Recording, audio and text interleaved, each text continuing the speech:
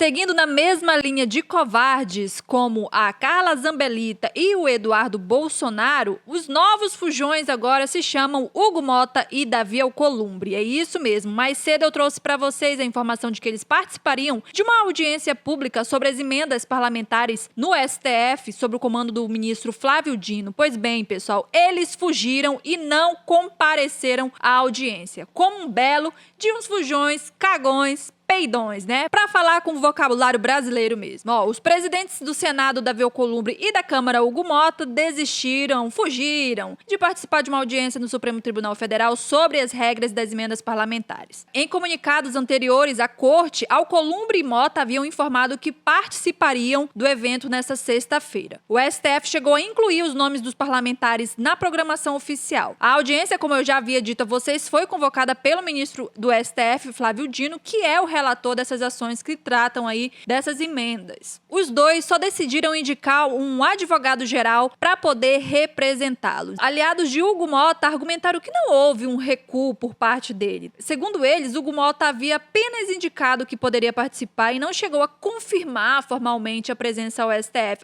Sei, não quer ser chamado de fujão, né? Covarde. Mas dito isso, já lavei minha alma para chamar esses cagões aí de fujões. Vou mostrar para vocês a fala do ministro Flávio Dino aí no começo aí da audiência pública, e ele defendeu a atuação do STF sim em discussão sobre as emendas parlamentares, tá? O ministro Flávio Dino afirmou que não há usurpação de poderes e que o STF cumpre dever constitucional no que diz respeito a emendas parlamentares. A fala do ministro foi na abertura da audiência pública convocada por ele para debater aí a constitucionalidade de dispositivos que tratam das emendas parlamentares impositivas. Na sessão, o ministro ainda afirmou que o tema das emendas impositivas perpassa os governos da presidente Dilma, Temer, Bolsonaro e do presidente Lula e do próximo presidente, seja quem for. Diz que os 11 ministros atualmente na corte foram indicados por 5 presidentes diferentes e afirmou que o Supremo não está tratando de um tema de interesse de um governo. Mas vamos dar uma olhadinha na fala dele, que tá perfeita como sempre, né? Só peço que você já deixe o seu like aqui pra gente e se inscreva no canal se ainda não é inscrito. Se o Congresso Nacional quiser tirar a responsabilidade fiscal da Constituição, pode tirar. Se o Congresso Nacional quiser tirar o presidencialismo da Constituição, pode tirar. Assim como também pode desconstitucionalizar o devido processo legal orçamentário. Mas enquanto estiver na Constituição, não se cuida, portanto, de uma invasão do Supremo, e sim de um dever. Se nós temos normas constitucionais que estão aparentemente em dissonância, a harmonização de tais normas é uma atividade tipicamente jurisdicional em todos os países do mundo, enquanto o Brasil for um regime democrático. Portanto, não há nenhum intuito de usurpação de atribuições de outros poderes. E eu queria mostrar para vocês também, pessoal, um vídeo da Dani Lima explicando como que o Congresso já vem ampliando esse poder aí sobre o orçamento secreto desde 2015 e como ele se fortaleceu no governo, adivinha de quem? Do inelegível. É governo Dilma. Eduardo Cunha é presidente, governo já enfraquecido. A primeira medida para levar para o Congresso um controle maior do orçamento. Aqui já o governo Bolsonaro amplia-se. Se a emenda de bancada ainda não era impositiva, passa a ser. Em 2019 ainda vem a emenda PIX, que virou aquela loucura, uma transferência direta, fundo a fundo. Até hoje, se você perguntar para o relator do orçamento, que inclusive estabelece ali a destinação das emendas no momento anterior à decisão do Flávio Dino, até hoje o Congresso não sabe. Se perguntar, o Congresso não sabe onde está esse dinheiro. Quem destinou não sabe, tá? Isso aqui caiu. Em 2022, eles ampliam as emendas individuais ainda governo Bolsonaro. Olha como eles foram, o Congresso foi se assenhorando do orçamento durante o governo passado. Amplia o valor das emendas individuais e sobe para 2% da receita corrente líquida. A gente ainda tem mais informação para mostrar aqui para vocês. Olha o que acontece, né, no orçamento de 2025, onde a gente chega. São quase 60 bilhões de reais em emendas. E impositivas individuais. O que isso quer dizer? Que o governo é obrigado a liberar. Ela é impositiva, quase 25 bilhões. Emendas de comissão, 20 bilhões. Emendas de bancada, ou seja, cada estado tem sua bancada, 14,9 bilhões. Aqui você tem 37 milhões de reais por deputado da Câmara dos Deputados e 68 milhões por senador. Para vocês terem uma ideia, a Paulina escolheu ali um ministério que tem o orçamento mais enxuto do governo Lula, que é o orçamento do Ministério da Igualdade Racial. O orçamento do Ministério da Igualdade Racial é de 217 milhões, o que equivale à conta de 3 senadores. 3 senadores, todo o dinheiro investido para um país como o Brasil em igualdade racial. Vamos avançar aqui e trazer para vocês mais uma tela que, bom, essa aí dispensa apresentações, porque o que acontece, né? Essas emendas, elas mostram um pouco, esse movimento mostra um pouco para onde está indo o percentual de gastos não obrigatórios, né?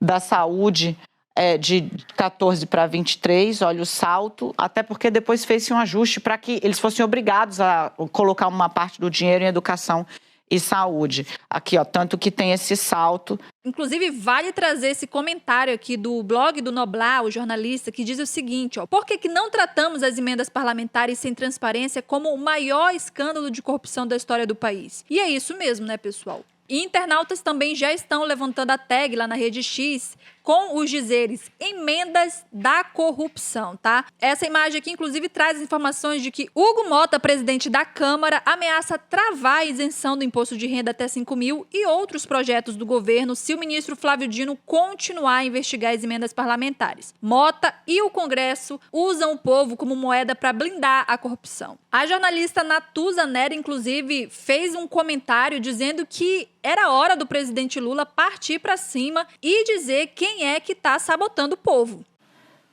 O Lula tentou dançar conforme a música do Congresso até agora.